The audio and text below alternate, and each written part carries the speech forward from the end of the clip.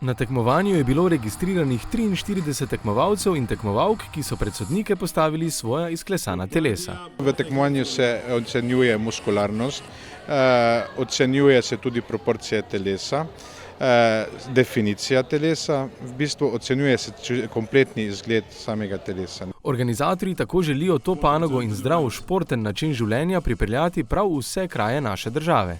Bodybuilding, fitness, vse, kar sodi v zdrav način življenja, ukvarjanje z športom v naravi, v fitnessu, bodisi da je to za starejše, mlajše, moške, ženske, torej vsaka takšna reklama je dobrodošla in čutim, da v Lovrencu, kjer imajo tudi svoj fitness center, kar je lepa pohvala za takšen kraj, ta šport raste.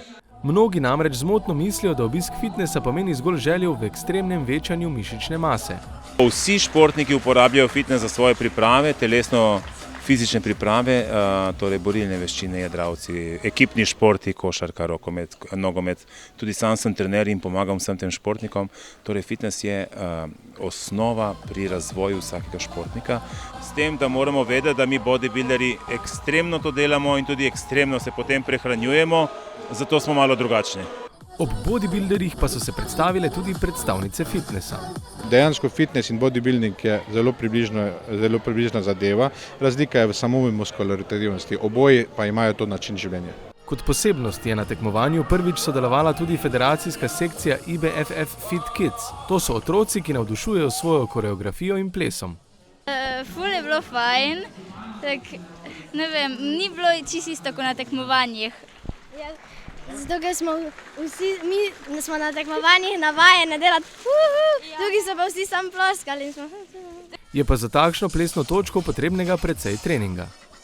Če večkrat na teden rabiš plesne, recimo tisti, ko imajo solote, pa tudi v skupini plešajo, rabijo vsak dan treninge, skupina ima pa še ob sobotah, še pool dance, pa ob sobotah še imamo včasih. Take resne generalke imamo. Če ful veliko moramo vaditi, recimo so kakšna svetovna prvenstva, pa kako bi še rekla, Ponavadi za en ples porabimo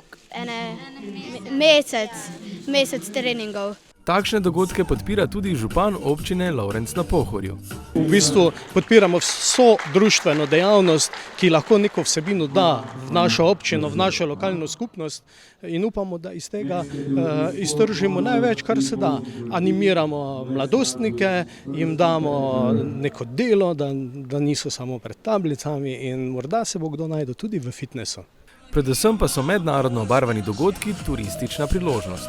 Ja, seveda, pa trendi so takšni, da iščejo mirne okolice, morda tudi se iz vrst fitnesa oziroma fitnesarjev, če lahko tako rečem, najdejo tudi kolesarji, pohodniki, kar lahko ponudimo že ta trenutek. Tako ne gre dvomiti, da bo odprto prvenstvo v fitnesu in bodybuildingu v Lovrencu na Pohorju gostovalo tudi prihodnje leto.